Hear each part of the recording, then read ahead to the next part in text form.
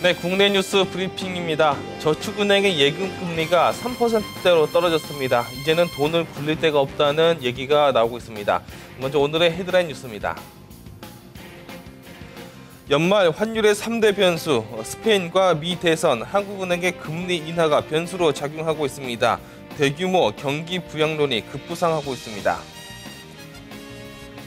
우리나라의 환율 하락폭이 세계에서 최대폭을 기록하고 있습니다. 수출 전선에서 기업들이 악소리를 내고 있습니다. 은행들의 수익이 반토막 났습니다. 내년에는 반의 반토막이 날 것으로 예상되는데 국내 은행들 수익성에 빨간불이 켜졌습니다. 다음 달 중순 급락했던 돼지고기 값이 안정세를 찾을 것으로 예상됩니다. 농림수산식품부가 김장철에는 돼지고기 수요가 늘어나서 가격 하락이 진정될 것이라고 예측했습니다. 금융감독원이 은행들 꺾기 행위에 대해서 뿌리를 뽑겠다고 나섰습니다. 15개월 만에 테마검사에 나서며 적발되는 가중제재를 하겠다고 밝혔습니다. 올해 강남 3구에 신규 입주한 가구가 1000가구에 불과했습니다. 전세난 압력이 더욱더 가중되고 있습니다. 네, 오늘 아침 조간신문은 먼저 한국경제신문 일면 기사부터 보겠습니다. 연말 들어서 환율의 3대 변수가 급부상하고 있습니다. 그러니까 스페인과 미 대선 그리고 한국은행의 금리 인하 변수에 따라서 환율 하락폭이 더욱더 커질 것으로 예상이 되고 있습니다. 대규모 경기 부양론이 더욱더 힘을 받고 있는데요. 주요 통화 중에서 환율의 최대폭이 점차 크게 하락하고 있으면서 연말에 1,070원 그리고 1,080원 선까지 떨어질 것으로 예상이 됩니다. 한국 원화는 지난달 13일 미국이 대규모 양적 완화를 발표한 이후 세계 주요 20개국 가운데 가장 절상폭이 컸습니다. 이 같은 원화 강세 추세는 앞으로도 이어져서 연말에 1,070원까지 떨어질 것이라는 전망이 많습니다. 하지만 스페인의 전면적인 구제금융 신청과 미국의 대선 결과 등 대외 변수와 한국은행의 금리 인하 속도에 따라서 등락을 거듭할 것으로 예상됩니다. 네, 두 번째로 문화일보 일면기사입니다. 마찬가지로 환율의 하락폭이 걱정된다는 소식으로 일면기사를 전하고 있습니다. 환율이 세계 환율 중에서 하락폭이 가장 큰 상태를 기록하다 보니까 수출 전선에서 기업들이 직격탄을 맞고 있습니다.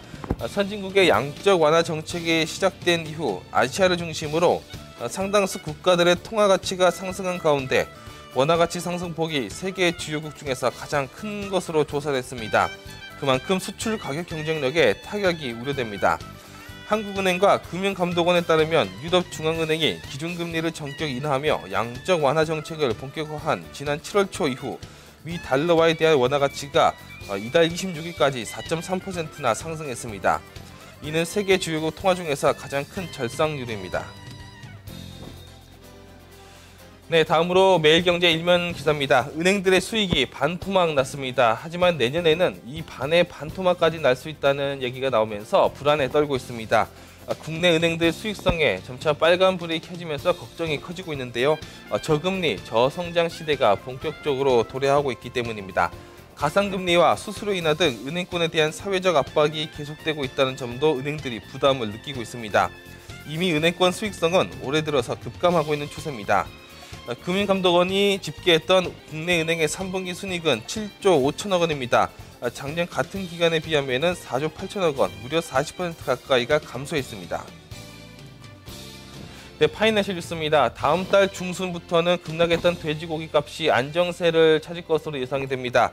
농림수산식품부가 일반적으로는 김장철에 돼지고기 수요가 늘어나서 가격 하락이 진정될 것이라며 돈육 가격 안정을 위해서 도매시장 비축 물량을 하루 2,000마리에서 3,000마리 수준으로 확대합니다. 기존에 추진했던 햄, 소세지 등 가공 원료의 국내산 사용 비중도 40%에서 74%까지 늘리고 원료 비축도 보다 확대해 나갈 예정입니다. 아울러서 돼지고기 할인 판매와 소비 촉진 사업도 지속적으로 추진합니다. 농림수산식품부는 돼지고기 하락이 9월부터 국내산 돼지 사육 마리수 증가에 따라 출하량 증가로 할당 관세 수입과는 무관하다고 밝혔습니다. 네, 서울경제신문입니다. 최근에 금융권을 중심으로 꺾기 행위가 점차 많아지고 있는데 금융감독원이 앞으로는 제재에 나설 방침입니다. 15개월 만에 금융당국이 테마 검사에 나서면서 은행들이 꺾기 행위를 할 때 적발된다면 가중 제재하겠다고 밝혔습니다. 은행들이 고객에게 대출 상품을 제공하는 대가로 예금이나 적금 등 다른 금융상품을 가입을 강요하는 행위인 이른바 꺾기에 대해서 금융당국이 대대적인 점검에 나섭니다. 금감원은 최근 7개 시중은행을 대상으로 서민과 중소기업의 금융비용을 가중시키는 이 같은 꺾기 행위에 대해서 2달간 테마 검사에 착수합니다. 꺾기 행위 표적으로 한 테마 검사는 작년 7월 이후 1년 3개월 만에 다시 시작하는 겁니다. 네, 강남의 부동산 값도 심상치 않습니다. 올해 강남 3구 중에서 신규로 입주한 가구 수가 1,000가구밖에 되지 않는 것으로 나타났습니다. 전세난 압력이 더욱더 가중될 수밖에 없습니다. 올해 강남 3구에서 민간 아파트 신규 입주가 3개 단지에 불과했습니다.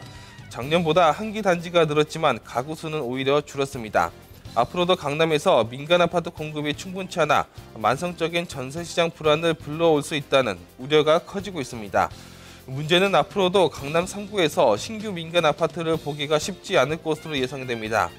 택지 조성이 쉽지 않은 강남 3구에서 주택 공급은 재건축에 의존할 수밖에 없지만 기존의 조합원 물량을 제외하면 남는 가구 수가 제한적일 수밖에 없기 때문입니다. 네, 지금까지 국내 뉴스 브리핑이었습니다.